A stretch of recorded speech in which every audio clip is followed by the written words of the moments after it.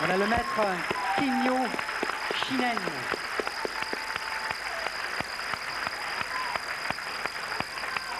Voilà, au ralenti, cette manipulation.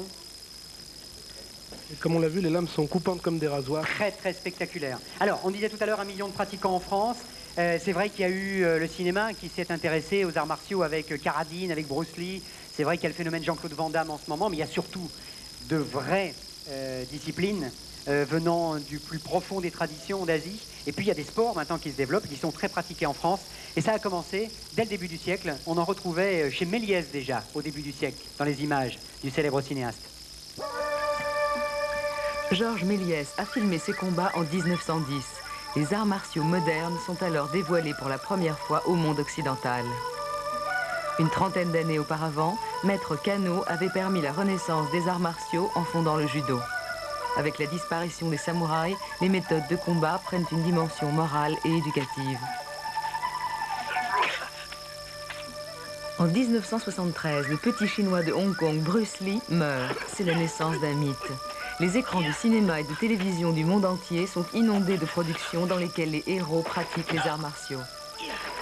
Kung Fu ou Bruce Lee ont le sens de l'honneur, du courage et de surcroît, ils sont capables de tous les exploits. Leurs méthodes de combat attirent et fascinent car elles sont nouvelles et mystérieuses. Le phénomène d'identification fonctionne pleinement. La pratique des arts martiaux connaît un véritable raz-de-marée. Les salles sont fréquentées par des personnes qui rêvent de devenir grandes, belles, fortes et invincibles. Ce succès entraîne la création de fédérations sportives spécialisées. Les arts martiaux entrent alors dans une logique de compétition. 54 000 pratiquants en 1963, 800 000 aujourd'hui. Le judo est l'exemple de la réussite populaire des arts martiaux. D'autres disciplines moins connues, comme le taekwondo, sont en démonstration aux Jeux Olympiques depuis 88. Pour certains, les arts martiaux restent un moyen de défense. Le GIGN ou les gardes du corps sont des inconditionnels du karaté. Ils représentent pour eux une arme redoutable d'efficacité. 20 ans après l'explosion de Bruce Lee, la pratique des arts martiaux est très diversifiée en France. Parmi le million d'adeptes, toutes les couches sociales sont représentées.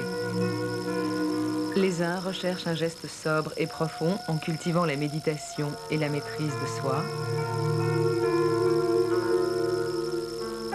Les autres, qui restent les plus nombreux, effectuent des mouvements rapides ou acrobatiques dans un souci d'efficacité et de représentation toujours plus spectaculaire.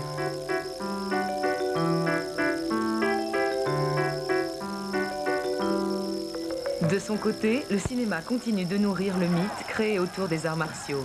Hollywood a trouvé en Jean-Claude Van Damme un successeur à Bruce Lee.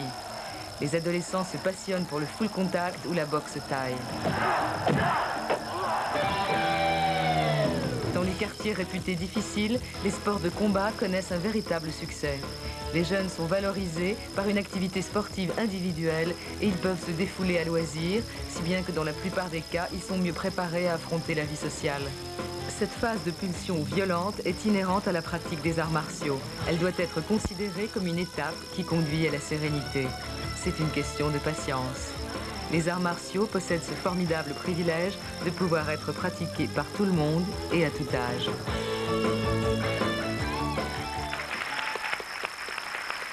Voilà donc une sorte de panorama des arts martiaux. Henri Play, vous êtes à la fois maître en karaté et vous êtes maître en judo. C'est excessivement rare. Vous êtes 7e dan en karaté. 9e. 9e, pardon. Et en judo, combien? 5e. 5e. Ça, c'est excessivement rare. C'est très rare, oui.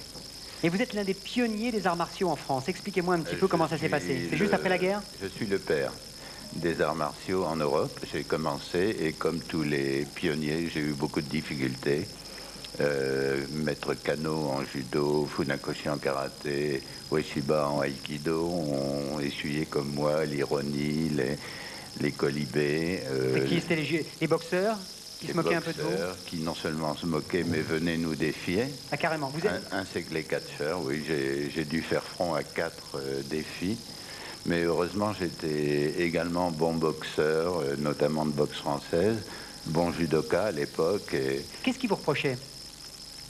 C'est un peu de ma faute. J'affichais sur les murs que le karaté était supérieur à toute autre self-défense, Alors, il venait me casser la baraque. Ah bah justement, Et il pardon. ne vous cassait que la baraque, j'ai l'impression. non J'ai essayé de n'avoir que ça. Oui, parce que le maître, le maître en replay est bien J'aimerais content. bien savoir qu'est-ce qui se passe, un vrai combat entre un boxeur et un karatéka. Alors, honnêtement, qu'est-ce qui se passe? Le meilleur gagne. Oui, bien sûr, mais c'est-à-dire, disons, à valeur égale dans chacun de ces... Chacun a sa chance. Oui. Ah oui, oui. Même en combat de rue. Et même en combat de rue, une personne qui n'a jamais fait d'arts martiaux a sa chance aussi. Et parfois même, et il y a plus de risque d'avoir pratiqué un art martial parce qu'on a l'habitude du fair play, notamment en Et d'être trop compétition. sûr de soi, peut-être aussi. Voilà, Ouais. parfois. Faut jamais être sûr de soi. Et parfois, il a l'erreur de dire attention, j'ai fait du karaté, et il est par terre avant d'avoir compris.